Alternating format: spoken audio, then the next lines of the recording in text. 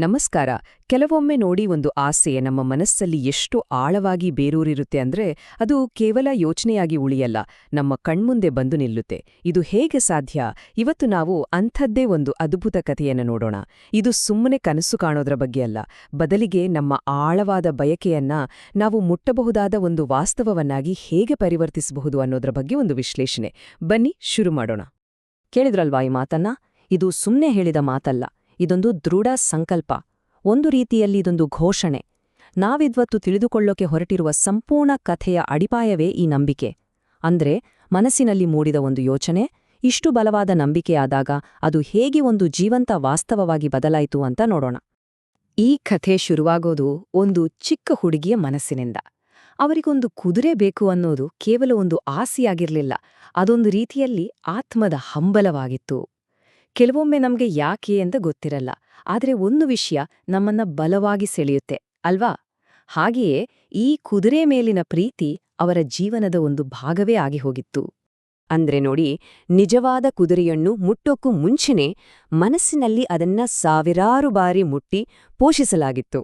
ಈ ಸ್ಲೈಡ್ನಲ್ಲಿರೋ ಪ್ರತಿಯೊಂದು ಪಾಯಿಂಟ್ ಆ ಕನಸನ್ನ ದಿನದಿಂದ ದಿನಕ್ಕೆ ಇನ್ನಷ್ಟು ಗಟ್ಟಿ ಮಾಡ್ತಾ ಹೋಯ್ತು. ಕುದುರೆ ಚಿತ್ರ ಬಿಡಿಸೋದು, ಅದರ ಬಗ್ಗೆನೇ ಕನ್ಸು ಕಾಣೋದು, ಅದಕ್ಕೆ ತಿನ್ನಿಸ್ತಾ ಇರೋ ಹಾಗೆ ಕಲ್ಪನೆ ಮಾಡ್ಕೊಳ್ಳೋದು, ಇವೆಲ್ಲವೂ ಆ ಗುರಿಯ ಒಂದು ಮಾನಸಿಕ ತಾಲೀಮಿನಂತಿತ್ತು. ವಾಸ್ತವದಲ್ಲಿ ನಡೆಯೋಕ್ಕೂ ಮುಂಚೆ ಮನಸ್ಸಿನಲ್ಲಿ ಅದು ನೂರಾರು ಬಾರಿ ನಡೆದು ಹೋಗಿತ್ತು. ಸಾಮಾನ್ಯವಾಗಿ ಯಾವುದೇ ಒಂದು ದೊಡ್ಡ ಕನ್ಸನ್ನ ಬೆನ್ನಟ್ಟುವಾಗ ಮೊದಲು ಎದುರಾಗೋದೇ ಅನುಮಾನಗಳು ಅಲ್ವಾ? ಅದ್ರಲ್ಲೂ ಹತ್ತಿರದವರೇ ಇದೆಲ್ಲ ಯಾಕ್ ಬೇಕು, ಸಾಧ್ಯನಾ ಅಂತ ಪ್ರಶ್ನೆ ಮಾಡಿದಾಗ ಸ್ವಲ್ಪ ಕಷ್ಟ ಆಗುತ್ತೆ. ಇಲ್ಲೂ ಹಾಗೇ ಆಯ್ತು. ಇದು ಕೇವಲ ಹೊರಗಿನ ಸವಾಲಾಗಿರ್ಲಿಲ್ಲ, ಒಳಗಿದ್ದ ನಂಬಿಕೆಗೆ ಒಂದು ದೊಡ್ಡ ಪರೀಕ್ಷೆಯಾಗಿತ್ತು. ಬೇರೆಯವರ ಅನುಮಾನದ ನಡುವೆಯೂ ತನ್ನ ಕನಸನ್ನ ಜೀವಂತವಾಗಿಟ್ಟುಕೊಳ್ಳೋದಿದೆಯಲ್ಲ, ಅದು ಸುಲಭದ ಮಾತಲ್ಲ. ಹಾಗಾದ್ರೆ ಮನಸ್ಸಿನಲ್ಲಿ ಅಷ್ಟೊಂದು ಸ್ಪಷ್ಟವಾಗಿರೋ ಒಂದು ಚಿತ್ರವನ್ನ ನಾವು ಕೈಯಿಂದ ಮುಟ್ಟಬಹುದಾದ ಒಂದು ವಾಸ್ತವವಾಗಿ ಬದಲಾಯಿಸೋದು ಹೇಗೆ? ಕಲ್ಪನೆಯ ಲೋಕದಿಂದ ಕ್ರಿಯೆಯ ಜಗತ್ತಿಗೆ ಬರೋಕೆ ಆ ಸೇತುವೆ ಯಾವುದು?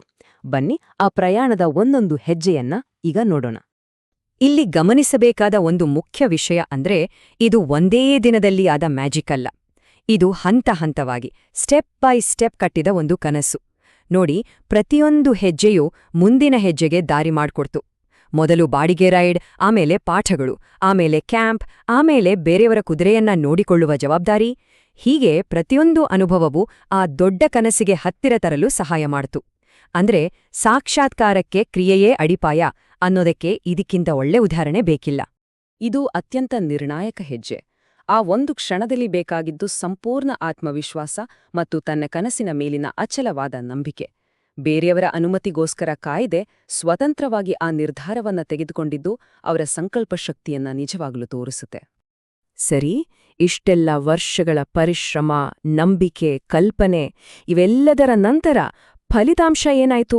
ಆ ಕನಸು ಇವತ್ತು ಯಾವ ರೂಪದಲ್ಲಿ ಜೀವಂತವಾಗಿದೆ? ಬನ್ನಿ ನೇರವಾಗಿ ಇವತ್ತಿನ ವಾಸ್ತವಕ್ಕೆ ಹೋಗೋಣ. ಆಹಾ, ಯೋಚನೆ ಮಾಡಿ, ಒಂದು ಕಾಲದಲ್ಲಿ ಕೇವಲ ಮನಸ್ಸಿನಲ್ಲಿದ್ದ, ಪೇಪರ್ ಮೇಲಿದ್ದ ಚಿತ್ರ ಇವತ್ತು ಪ್ರತಿದಿನ ಅಡಿಗೆ ಮನೆಯ ಕಿಟಕಿಯಿಂದ ಕಾಣುವ ಒಂದು ವಾಸ್ತವ ದೃಶ್ಯವಾಗಿದೆ. ಇದೇ ಅಲ್ವಾ ಕನಸಿನ ಸಾಕ್ಷಾತ್ಕಾರ ಅಂದ್ರೆ? ಹಿಂದೆ ಮನಸ್ಸಿನಲ್ಲಿದ್ದ ಚಿತ್ರಕ್ಕೂ ಇವತ್ತು ಕಣ್ಣು ಮುಂದಿರೋ ದೃಶ್ಯಕ್ಕೂ ಇರುವ ವ್ಯತ್ಯಾಸವೇ ಆ ಇಡೀ ಪಯಣದ ನಿಜವಾದ ಫಲ. ನೋಡಿ, ಕನಸು ನನಸಾದಾಗ ಅದು ಬರೀ ಕಣ್ಣಿಗೆ ಕಾಣೋದಿಲ್ಲ, ಅದರ ಶಬ್ದ ಕೂಡ ಕೇಳಿಸ್ತೆ. ಆ ಹೆಣ್ಣು ಕುದುರೆಯ ಕೆನೆತ ಅದು ಕೇವಲ ಒಂದು ಪ್ರಾಣಿಯ ದನಿಯಲ್ಲ, ಅದು ವರ್ಷಗಳ ಕಾಲದ ಕನಸಿನ ಜೀವಂತ ಸಂಗೀತ. ಆ ಶಬ್ದ, ಆ ಕನಸು ಈಗ ಸಂಪೂರ್ಣವಾಗಿ ನಿಜವಾಗಿದೆ, ಜೀವಂತವಾಗಿದೆ ಅನ್ನೋದಕ್ಕೆ ಒಂದು ದೃಢೀಕರಣ ಇದ್ದಾಗೆ. ಹಾಗಾದ್ರೆ ಈ ಕಥೆ ಕೇವಲ ಒಬ್ಬ ವ್ಯಕ್ತಿ ಮತ್ತು ಅವರ ಕುದುರೆಗಳದ್ದು ಮಾತ್ರನಾ? ಖಂಡಿತ ಇಲ್ಲ. ಇದರಲ್ಲಿ ನಾವೆಲ್ಲರೂ ಕಲಿಯಬೇಕಾದ ಒಂದು ಶಕ್ತಿಯುತವಾದ ಪಾಠ ಅಡಗಿದೆ.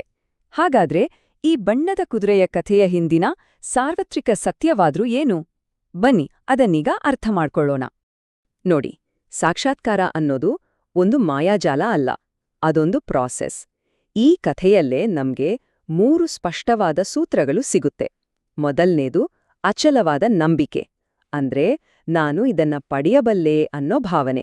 ಎರಡನೇದು ಕೇಂದ್ರೀಕೃತ ಕಲ್ಪನೆ, ಅಂದ್ರೆ ಮತ್ತೆ ಮತ್ತೆ ಕುದುರೆಗಳನ್ನ ಚಿತ್ರಿಸಿದ್ದು, ಅದರ ಬಗ್ಗೆ ಯೋಚಿಸಿದ್ದು. ಮತ್ತು ಎಲ್ಲಕ್ಕಿಂತ ಮುಖ್ಯವಾಗಿ ಮೂರನೇದು ನಿರಂತರವಾದ ಕ್ರಿಯೆ, ಪಾಠಗಳಿಂದ ಹಿಡಿದು ಕುದುರೆ ಖರೀದಿಸುವವರೆಗಿನ ಹಂತಗಳು. ಈ 3 ಸೇರಿದಾಗ ಅಸಾಧ್ಯ ಅನ್ಸಿದ್ದು ಕೂಡ ಸಾಧ್ಯವಾಗುತ್ತೆ. ಇದು ಅತ್ಯಂತ ಪ್ರಮುಖವಾದ ಮಾತು. ಯಾಕಂದ್ರೆ ಕನಸಿಗೂ ಮತ್ತು ವಾಸ್ತವಕ್ಕೂ ಮಧ್ಯೆ ಸಮಯ, ತಾಳ್ಮೆ ಮತ್ತೆ ಅನುಮಾನಗಳು ಅನ್ನೋ ಅಡೆತಡೆಗಳು ಇದ್ದೇ ಇರುತ್ತೆ.